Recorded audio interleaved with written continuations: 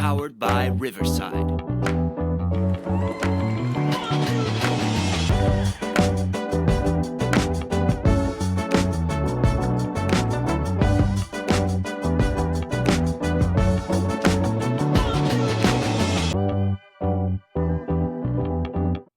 Welcome to the UP, another episode of Unconventional Playbook. Hit that like and subscribe button. We really appreciate it. We're going to move away from the NBA just a little bit. I know we've been talking a lot of NBA basketball over the last couple of segments, but we're going to focus a little bit on the Minnesota Vikings. They had their mini rookie camp this past weekend. J.J. McCarthy was there. Dallas Turner was there, along with the other draftees and the undrafted free agents. You know, this was a chance for them to really get acclimated to the whole Minnesota Vikings culture, practice, learn the playbook a little bit, get some skill reps in. Very important part to getting, used to the NFL. A lot of these really, really good young college players. I think when you look at the team, I'm pretty excited. I like the job that Kwesi Adofo-Mensah has done with the Minnesota Vikings. He came in, cleaned up the books a little bit. A lot of people don't realize we had some big contracts on our roster, aging veterans. And so sometimes you build those relationships, guys that have been on the team for years, fan favorites. You got to make some tough decisions. Harrison Smith took less money to restructure his contract to stay on the team, and I thought that was fantastic. We're able to sign some more pieces to try to build that defense because of doing selfless things like that. So great job for Harrison Smith. But then we also had to make some tough decisions in terms of getting rid of Danielle Hunter, who has signed with the Houston Texans, and we'll miss him. Great thing about it is Kwesi's bringing in pieces, guys that are a little bit younger, a little bit faster, and more affordable. Here's what a lot of people don't understand about the Vikings, and this is the best thing that Kwesi has done, is that he's gotten rid of all these big contracts, most notably Kirk Cousins. No more guaranteed money for Kirk Cousins for the Minnesota Vikings. He decided to move on to the Atlanta Falcons. They gave him essentially a 3-year deal. 2 years of that is guaranteed money. The curious part about that is that they drafted Michael Penix behind him, which I know the Falcons brass got a lot of criticism for that. But I think it was a smart move. You sign this quarterback in Kirk Cousins for big money, and you don't know what type of quarterback he's going to be when he comes back from that Achilles. So they have to have some sort of insurance policy. And this was a draft that was rich in quarterback talent. So you got to hit while the iron is hot. So I commend the Falcons for having the guts to do that, even though they're taking a lot of heat for it. The Minnesota Vikings, because of Kwesi, will be over $100 million in cap space next year. So think about this. What if they hit a home run with J.J. McCarthy? And that's likely to happen. Let's just say he's a little bit above average. You're going to have J.J.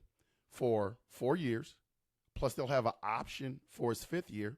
So he'll be under that rookie contract for 5 years. So you don't have to pay him what is the going rate for quarterbacks right now. And that's going to really raise in the next couple of years because the salary cap is getting bigger and bigger and bigger every year. So you're looking at paying a pretty good quarterback about $50 million. Like, it's going to be curious to see what the Green Bay Packers pay Jordan Love. They're going to have to make a decision about that soon. No more rookie contract. But if we hit a home run with J.J. McCarthy, we have time now in those 5 years to build a great team around him because all that money is not getting sucked up by a quarterback. Now, the X factor in that is Justin Jefferson. You're going to have to make a decision on him.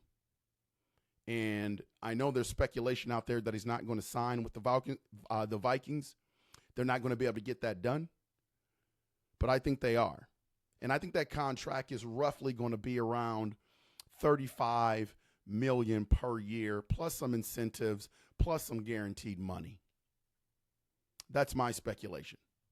If it starts to get above $45 to $50 million, if that's what Justin Jefferson wants, I know he's mentioned several times that he wants to break the bank.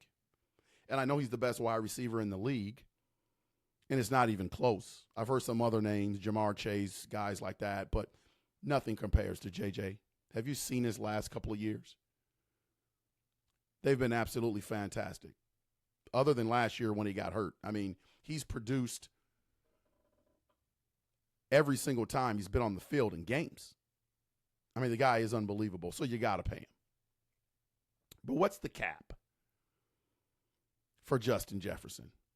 Like, do you pay him $50 million? You're going to put yourself in the same situation as you were with Kirk Cousins.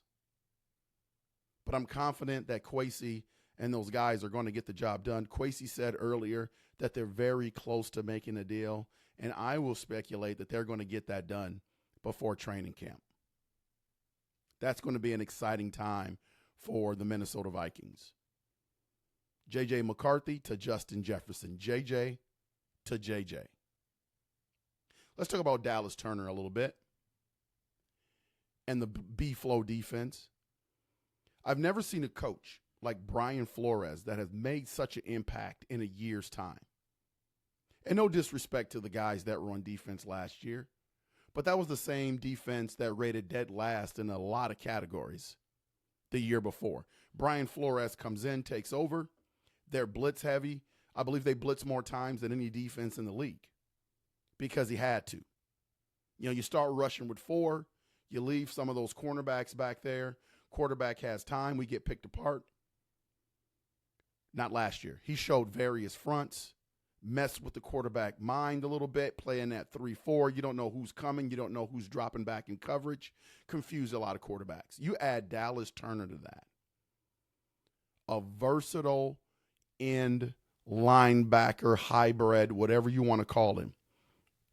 He's got speed. He's got athleticism. He's got a quick first step.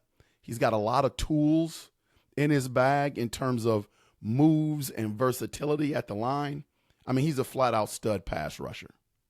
I think they're going to use him next year as just a rush specialist, just for his first year as a rush specialist for various blitz packages, and I feel sorry for a lot of quarterbacks out there. The Vikings are in really good shape. And here's something that a lot of people aren't talking about. I think Sam Darnold's going to be pretty good. Like, I don't think J.J. McCarthy is going to have to play this year because I don't think Sam Darnold is garbage. I know people have talked about his previous years in the league, but he played for the New York Jets. How many quarterbacks have been successful under that franchise? That's why they were hanging their hopes on Aaron Rodgers last year. So the coaching was bad there. They didn't have an offensive line. They didn't have a lot of skilled players when Sam Darnold was there. He was destined to fail. So then he moves on to the Carolina Panthers. Need I say more? The Carolina Panthers have been a train wreck for a long time. They haven't been good since Cam Newton was the quarterback of that team. Their owner is a little bit suspect, so probably wasn't a great place for Sam Darnold. Then he goes to San Francisco, and he was a backup there to Brock Purdy. Now he comes into a situation with a quarterback-friendly coach, an offensive-minded coach in KOC, weapons, a running game, pretty decent offensive line, good defense. I think Sam Darnold may succeed. I think Sam Darnold has a great chance to succeed. Don't be surprised. Don't be surprised. I know a lot of people don't pay a whole lot of attention to preseason, but it's going to be interesting to see how this shakes out. I think it's going to be a close quarterback race because I think J.J. McCarthy has the aptitude to be good really fast. But don't sleep on Sam Darnold. He has all the attributes. He has all the talent. I mean, the guy played at USC. A lot of people thought he was going to be the number 1 pick coming out of college. Of course, the Cleveland Browns took Baker Mayfield. You saw how that turned out. So don't sleep on Sam Darnold. I think it's going to be interesting to watch. Vegas has the Vikings winning about 7 games this year. And I think it's going to be a tough race in that division. I think Chicago's going to be vastly improved. I think Green Bay is going to be who they are. And I think the Detroit Lions are going to be the cream of the crop. So I think it's going to be tough for the Vikings to earn a lot of wins in there. And the only way they do that is if they have good quarterback play. Quarterback play that is better than expected. So that's a good thing. That's going to drive that win total. If Sam Darnold is good, I think we surpass those 7 wins. I think if he struggles early, I think it's going to be tough. But waiting in the wings will be J.J. McCarthy. See, I don't think next year is the Vikings' year, but I think they can be competitive. The following year, with all of that salary cap room and J.J. McCarthy with a year under his belt, watch out. Kwesi Adolfo-Mensah has done a great job. KOC finally has his quarterback of the future. When's the last time the Vikings have had a franchise quarterback? Teddy Bridgewater played some really good years here, got hurt. And then before that, Dante Culpepper maybe. So this is an exciting time. You got J.J. McCarthy, who's flat out lost 3 games in his career, high school, college. Now he's entering the pros. Guy is a flat out winner. So all of these things are coming together. You got the Twins playing well. You got the Minnesota Timberwolves making a run in the playoff. And here come the Minnesota Vikings. What an exciting time for Minnesota sports. Who do you think is going to start the season this year? Will it be JJ or will it be Sam Darnold? It seems to be pretty split down the middle. I've also heard, I'm always curious about this. Whenever very talented quarterbacks are brought into the league, one of the first things that you hear is they shouldn't start. Bring them in slowly. And I get it. But think about this. And this is why I love this platform, Unconventional Playbook. Because I want you to think about certain things. J.J. McCarthy, they're talking about bringing him in slowly. Why would you do that if he's ready to play? Just to do it? Most quarterbacks that come into teams, especially if they are a high pick, are going to terrible teams. They usually don't have an offensive line. They usually don't have good skill players. They usually don't have a running game. The Vikings have all of that.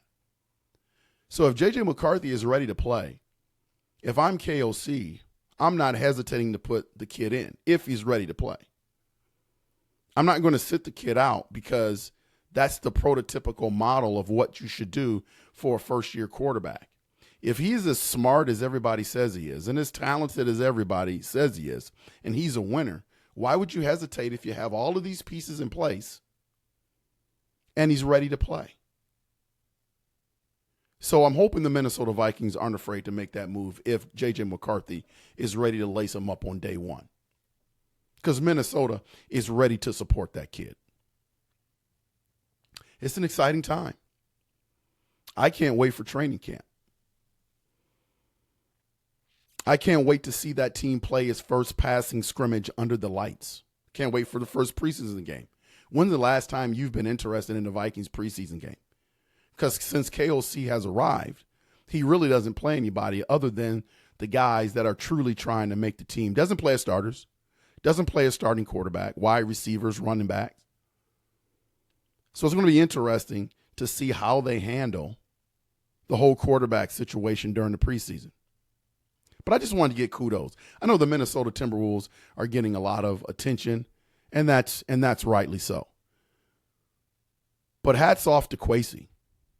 I mean, he has done an absolutely fantastic job. Now, I know everybody talks about, his first draft class.